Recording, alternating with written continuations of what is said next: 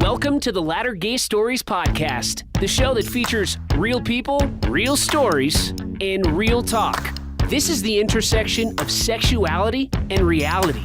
Now, here's the voice of the show, Kyle Ashworth. Thank you for joining us on another episode of Latter Gay Stories podcast. I'm your host, Kyle Ashworth. From time to time, I like to produce a quick 10-minute or so podcast that shares a few thoughts I've had during the week, or maybe even a lesson I picked up as I've interviewed guests who are featured on this podcast.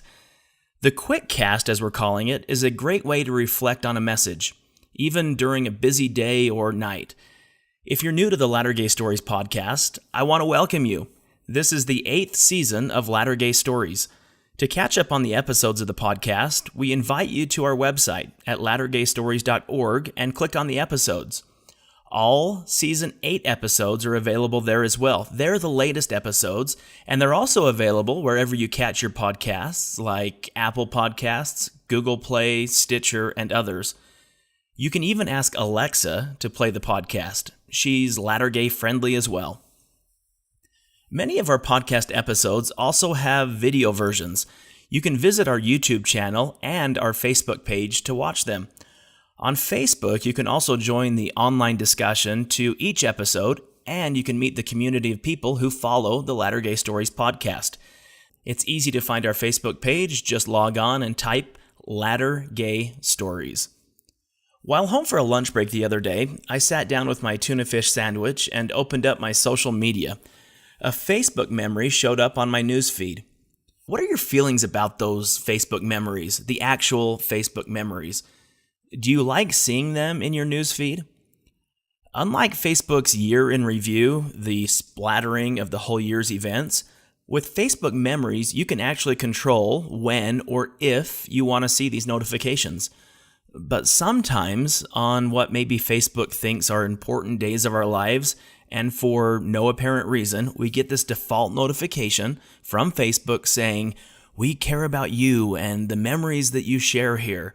We want to look back at some number of years ago," and some memory then shows up on your page. Anyway, for me, on my personal Facebook feed, a memory showed up from, I think it was 6 years ago or 7 years ago. It was an image of my son and I flying a small private airplane above Utah's Uinta Basin. I remember it vividly. The air was crisp and cool. It was the type of air that ushers out summer and welcomes the cool crispness of fall.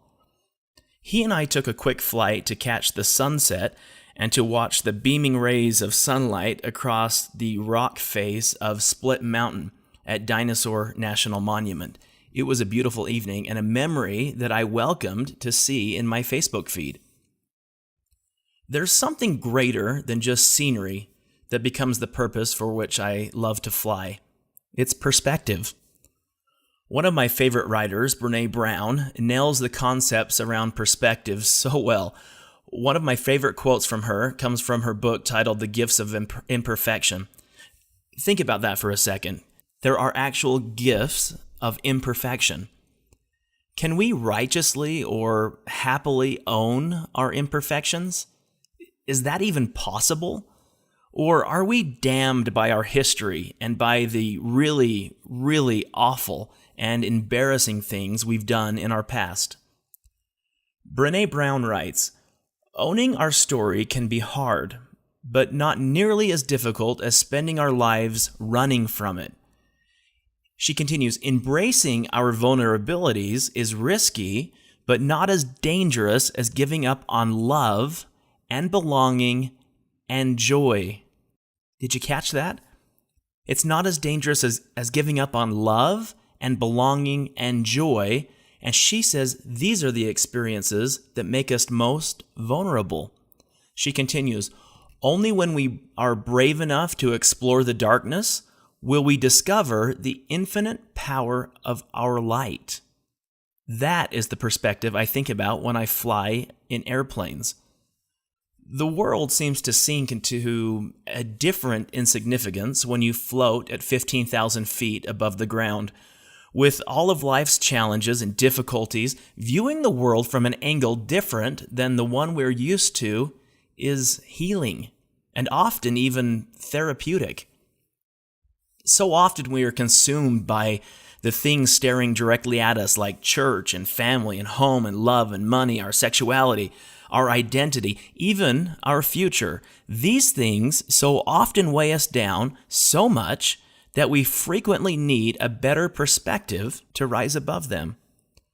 From 15,000 feet and on a crystal clear day, I can collectively see Colorado, Wyoming, and sometimes even Nevada while flying directly above the state of Utah.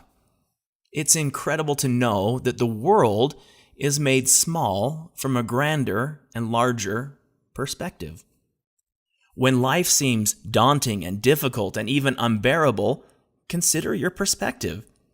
Take care to realize there's much more to life than what stands in our way. Your opportunities, your worth, and your future are greater than you can imagine. It really is about your perspective. Now, we can complain that rose bushes have thorns, or we can rejoice because thorns have roses. That is perspective. Some people see the glass as half full, while others see it as half empty. And even fewer choose to see a glass that is twice as big as it needs to be.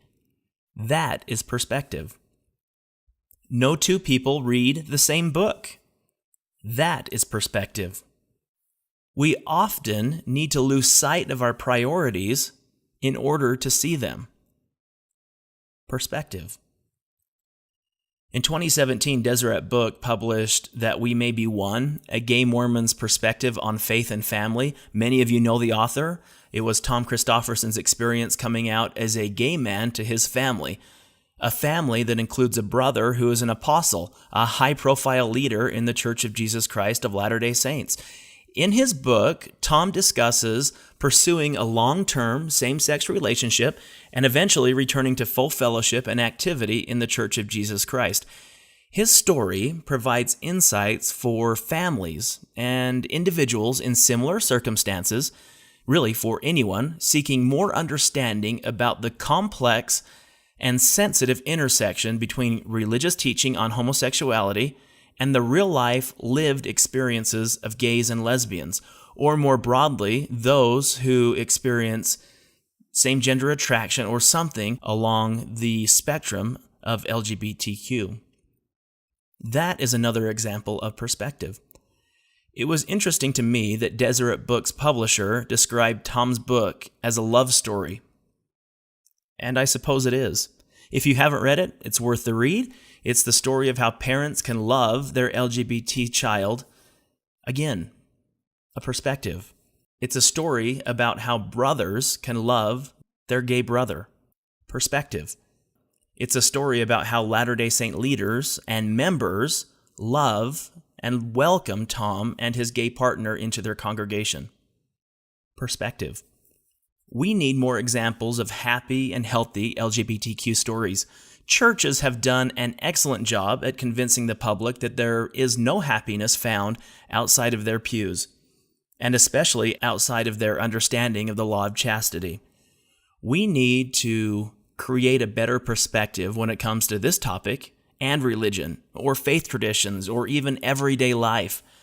Contrary to popular belief, expanding your hearts to viewpoints different than your own is a very healthy practice. It really is about perspective.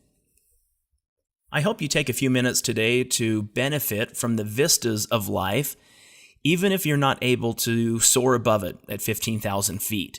We need it.